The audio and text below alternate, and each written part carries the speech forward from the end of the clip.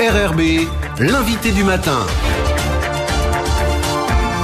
Notre invité du matin, c'est Elisabeth Noir pour faire le point sur le 17e comité des signataires qui se tient ce mardi à Paris. Bonjour Elisabeth. Bonjour Lionel. Nous vous joignons en direct depuis Paris. Alors tout le monde est sur place depuis plusieurs jours maintenant. Elisabeth, qui va participer à ce comité des signataires ? Alors on peut rappeler Lionel qu'il y a 3 types de responsables qui sont membres de droit du comité des signataires. Ce sont les signataires historiques, les parlementaires et les présidents d'institutions. Mais chaque groupe politique du Congrès a aussi droit à un certain nombre de personnes en fonction de sa représentativité.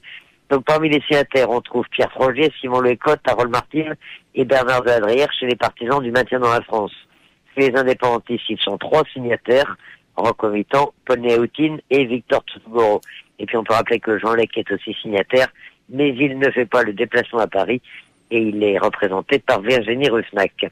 Il y a 4 parlementaires qui seront présents à ce comité des signataires, les sénateurs Pierre Frogier et Gérard Poadja, les députés Philippe Gomez et Philippe Dunoyer. Le député européen Maurice Ponga n'est pas là, et Pierre Frogier, on l'a déjà dit, siège comme signataire historique de l'accord. Et puis il y a enfin les présidents d'institutions, Philippe Germain pour le gouvernement, Thierry Santa pour le Congrès, Philippe Michel pour la province sud, Nékoné Péoun pour la province des îles, et Paul Néautine pour la province nord, Paul Néautine qui est également signataire historique. Chaque groupe politique a enfin droit à des représentants, 3 pour la plateforme, 3 pour l'UCF-LNKS, 2 pour l'UNI et 1 pour les Républicains calédoniens. Parmi ces élus, Johan Lecourrieux pour le Rassemblement, Marie-Françoise Méhoun pour Calédonie Ensemble, Gilles Brial pour le MPC, mais aussi Jacques Lallier et Gilbert Thuénon pour l'UC, Gérard Régnier qui sera également présent, et dans les rangs de l'UNI, on note la présence de Louis Mapou. Et puis cette année, les maires sont officiellement invités au comité des signataires, avec Éric Gay pour l'Association française des maires, Adolphe Zigoué pour l'autre association de maires, et Sonia Lagarde qui est invitée comme maire de Nouméa. Voilà pour cette liste, mais elle n'est pas complètement exhaustive. Et puis participent également les représentants de l'État, le Premier ministre Édouard Philippe, bien sûr. C'est lui qui viendra ouvrir les travaux à 9h. Il reviendra pour le déjeuner et il fera enfin une dernière apparition à 18h pour aborder le point central de ce comité des signataires, la formulation de la question. Et puis la ministre des Outre-mer, Annick Girardin, sera bien sûr présente, ainsi que plusieurs membres de cabinet, notamment les responsables Outre-mer de l'Élysée et de Matignon. Et le haut-commissaire Thierry Lataste participera aussi à ce comité des signataires. Vous le voyez, ça fait quand même pas mal de monde. Elisabeth, nous sommes à quelques heures de l'ouverture des travaux à Paris. Quel est l'ordre du jour de ce 17e comité ? Quels sont les sujets essentiels ? Alors en fait, c'est un comité des signataires à la fois très technique, très organisationnel, avec la présentation de l'agenda de la consultation, mais très politique avec le sujet de la formulation de la question. Et puis c'est l'un des tout derniers, sinon le dernier comité des signataires avant la consultation du 4 novembre. Alors sur le plan technique, il y a le calendrier de révision des listes électorales, l'organisation de la campagne électorale avec la question des procurations et des bureaux de vote décentralisés.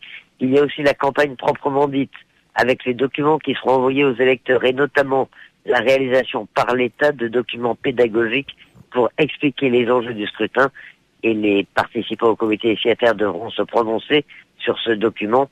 On parlera également de la question des dépenses de campagne. Le comité des signataires devra également faire un point d'étape sur l'intervention de l'ONU, et il doit aussi évoquer les travaux du G10 et l'éventuelle réorganisation de ce groupe de travail. Il évoquera également les questions de la sécurité du scrutin, avant, pendant et après le 4 novembre. Et le ministre de l'Intérieur, Gérard Collomb, devrait se déplacer et être présent pour cette séquence. Et puis le point dur de ce comité des signataires, on l'a dit, ce sera bien sûr le fameux débat sur la formulation de la question. Voilà donc pour les différents points qui devraient être abordés demain à Paris. Alors justement, Elisabeth, sur la formulation de la question, est-ce qu'un consensus est possible ?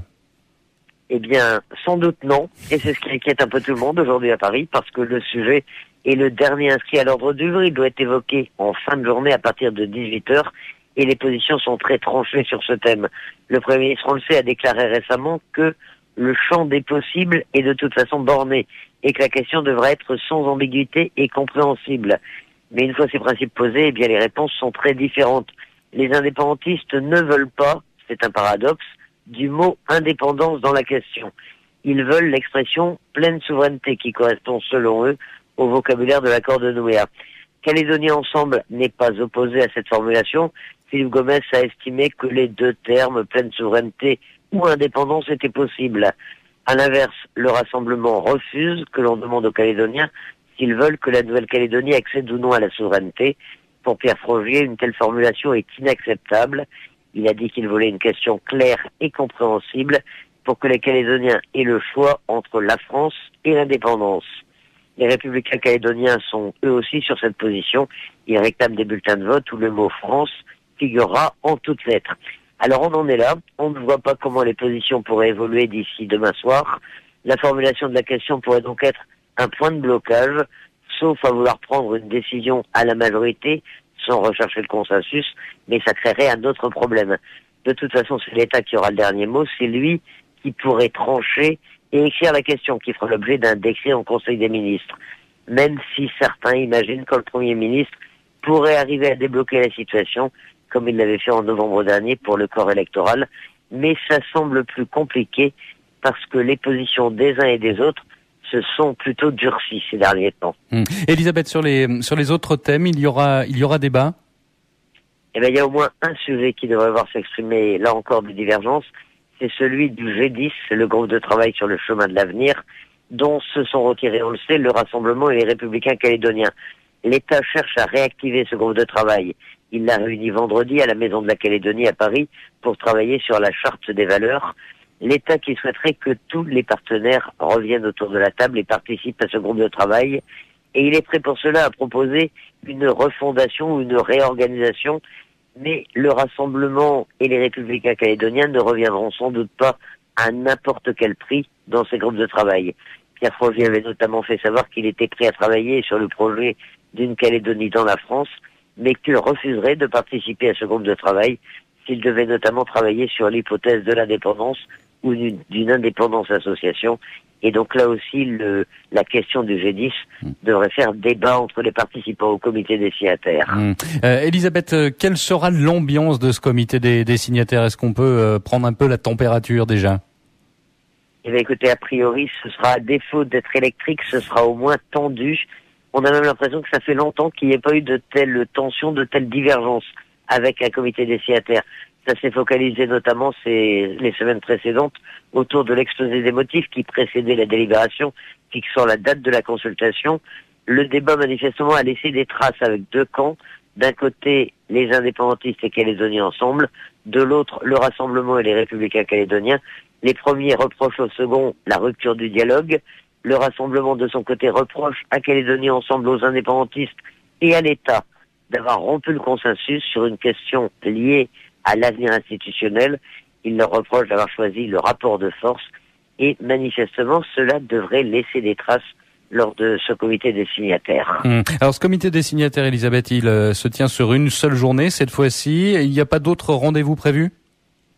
Bon, en tout cas, ça emploie du temps plus léger que lors des précédents comités des signataires, même si les différentes délégations ont été reçues ce lundi à Paris par la ministre des Outre-mer. Elle leur a présenté le déroulement de la réunion et comme d'habitude, chaque délégation a par ailleurs ses propres rendez-vous et ses propres entretiens en marge du comité des signataires.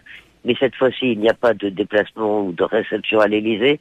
Il n'y a pas non plus de déplacement place Beauvau, puisque c'est le ministre de l'Intérieur qui devrait se déplacer pour assister à une partie du comité des signataires. À noter seulement une réunion des exécutifs. Elle est prévue mercredi soir, mais en fait, il s'agira de ce qu'on appelait avant le comité technique, c'est-à-dire que les participants doivent passer en revue tous les sujets moins politiques. Les présidents d'institutions doivent faire à cette occasion le point notamment sur les assises locales des Outre-mer. Voilà donc ce que l'on peut dire ce soir à Paris. Le comité signataire doit débuter demain matin à 9h. Un comité des signataires qui ne sera peut-être pas le dernier avant la consultation de novembre. C'est ce qui se murmure ici. Il pourrait y en avoir un autre dans les mois précédant la consultation. Et nous en saurons plus, bien sûr, à l'issue de ce 17e comité des signataires. On peut rappeler que le dernier, le 2 novembre, s'était terminé à minuit et demi passé. On ne sait pas pour l'instant à quelle heure celui-ci pourrait terminer, puisque le point dur, encore une fois, la question de la formulation de la question ne sera abordée qu'en fin de journée à partir de 18h. Voilà, ouverture des travaux, donc vous le disiez, 9h heure de Paris, 18h heure de Nouméa ce soir. Merci beaucoup Elisabeth d'avoir été en direct depuis Paris. On rappelle que vous suivez pour Radio Rythme Bleu le 17e comité des signataires et que vous n'avez jamais manqué un comité des signataires. Merci beaucoup Elisabeth.